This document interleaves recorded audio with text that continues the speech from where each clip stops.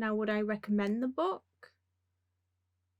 Absolutely 100% yes. Hi, my name is Teresa and welcome back to Panic at the Book Club. This week we'll be discussing Mad Honey by Jodi Picoult and Jennifer Finney Boylan.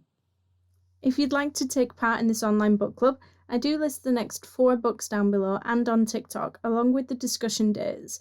I also accept your book feedback in a wide manner of ways. Post your comments below video, send me a voice note, or even send me a short video clip of you discussing the book. Alternatively, you can just send me a direct message on Instagram. Even though we discuss a book every Tuesday, I don't expect you to read a book every week. This gives you the opportunity to choose what genre best suits you and the time frame to read it in. And don't forget to like and subscribe and maybe even give us a follow on TikTok. That way you can be alerted for new content and be aware of what books we'll be reading next. If you'd like to request or recommend a book, please feel free to send those in too. Mad Honey is about what we choose to keep from our past and what we choose to leave behind. One day, Olivia receives a phone call. Lily is dead and Asher, her son, is being questioned by the police. She's adamant that her son is innocent, but she also recognises flashes of his father's dangerous temper in him. As the case unfolds, she realises that Asher has hidden a lot more than he's shared with her. Spoiler alert, if you haven't read this book yet, I would suggest going doing that first, because beyond this point there will definitely be spoilers. Despite the book flicking between different times and different characters, it was super clear and easy to understand. The chapters weren't really all that consistent. I mean, some chapters were a little lengthy, but not excessively so, and then other chapters were super short. So it might be a little unpredictable for those who want to read a full chapter before bed. For a character who regularly goes off on a tangent, I really liked Olivia. She occasionally waffles on about bees, drawing similarities or lessons from her life and making a connection from that of a bee's life. Usually I would actually find this a little annoying and I'd want them to just move on with the story, but I actually kind of found it really sweet, and for once it didn't negatively impact on not only the story but how I felt about the character.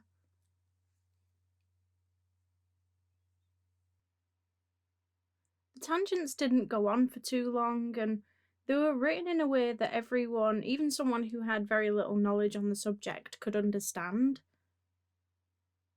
It wasn't trying to be too clever. Instead, it was just little snippets of information and facts, and it didn't make the character feel like an insufferable know-it-all. Call back to last week's book. Instead, it was really cute, and it let you appreciate her passion and love for what it is that she does. I love how she went through the process of understanding how something being secret and something being private is different. She was just such a realistic character to me. When she was asking questions about Lily being trans, and she didn't realise that the questions that she were asking were not only inappropriate, but could be really quite offensive. But as the story developed, she began to understand why, and to me, it seemed really realistic while being incredibly informative to the reader. I'm not naming any books, but this is how you write about abuse and about how the abuser can be, a charismatic and likable person to everybody else. Again, I'm not naming any books, but I did not get on well with those other books. Just blend. Please, blend. I mean, Olivia is so strong and clearly loves her son very much. Although it's years later, you can still see her scars, you can still see that she has a lot of healing to go through after the abuse that she endured from Asher's father. And because of that, you could see why it is that she didn't really talk to Asher much about his dad and what happened. I mean, it would have been a very difficult conversation to have had anyway, but she instinctively kept it very hidden, much like she did when they were actually together. I also really understand Asher's desire to want to know for himself what sort of person his dad is, especially if he didn't really know much about what happened. Although I do have to say, I was pissed at Asher on behalf of Lily when he invited her father into her life as though it was some amazing gift. Like, that was a f***ed up thing to do. Although, perhaps if he knew more about Lily's life and what had happened. Honestly, there's so much to consider and so many different sides to this book. I was holding my breath for a little bit there when it came to the jury's decision. I knew it wasn't him, and you could see the pain he was going through after losing the one that he loved. But that doesn't make him a good person. I think Olivia did address it quite well. She didn't excuse his bad behaviour. She recognised that he could very easily go in the same direction as his father. So it didn't make him into a villain, and it didn't make him into a white knight. It kind of showed how, he has a lot of growing up to do, and he could easily go either way. Ignoring the fact that obviously he didn't commit the murder, he still was very toxic. But I think the book did a good job in recognising this still, and not just ignoring it for the sake of the story and wanting you to like the character. Even though most of the book was during the trial after Lily had died, it was much more about who Lily was and Lily's life rather than Lily's death.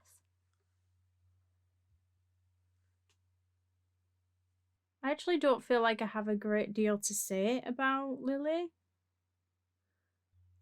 She was an amazingly realistic character going through some unfortunately realistic and the more I learnt about her, the more I saw about her life, the more my heart broke for her. But at the same time, the happier I felt for her as well. The world was finally changing, and Lily was being accepted for, who she was no matter what. It was about who she was, not what she was. And I loved that. Now, would I recommend the book? Absolutely 100% yes. It was a wonderfully beautiful piece of writing surrounding horrible circumstances. It was about pain and hatred and judgment, but at the same time, it was about love and acceptance and healing. Which to me is impressive all in itself. Something so awful can also be so beautiful. It was such a tragic story, but it was so emotional and heartfelt in so many ways.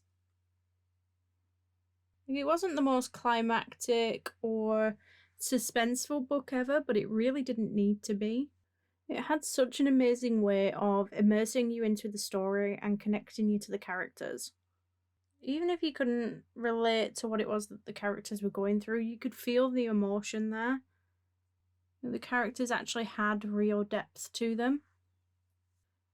I don't feel like the twist at the end was strictly necessary.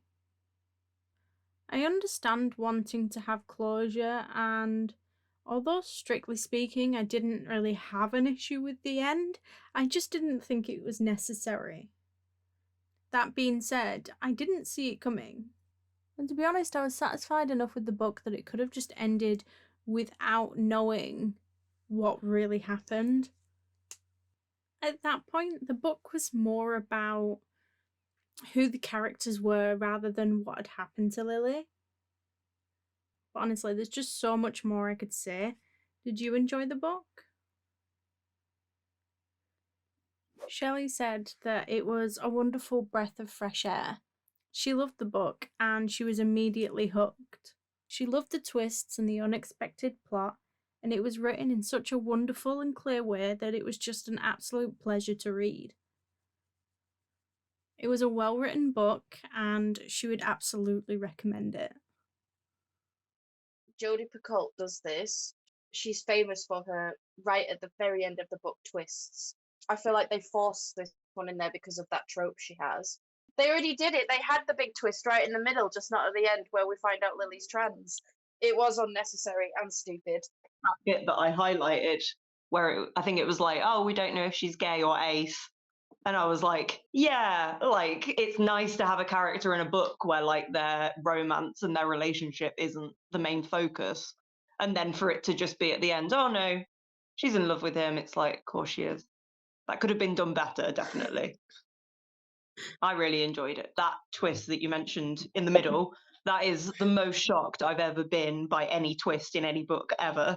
It was the last thing I saw coming. Yeah, they kept alluding through the first half of the book, like, that she had this secret, and you didn't really know what it was. Once it was revealed that she was trans, I was like, there was actually quite a few hints. I think if I read it again knowing that, I'd be like, yeah, that's obvious. Like, that's that hint dropped there.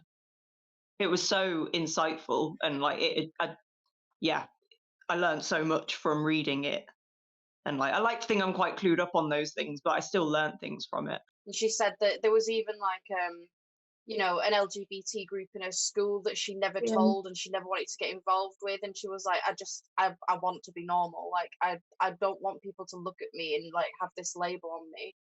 And I was like, oh, I totally agree with that sentiment, like, because it's so difficult, being any kind of minority and just having a label slapped on your face, but knowing that at the same time you have to own it and parade it around, otherwise you're the bad guy in their eyes as well, like, because you're supposed to be advocating for yourself and your peers. And I just thought that was super realistic and definitely something I could sympathize with. She'd already been humiliated and hurt by her friends, which made me cry when I read it.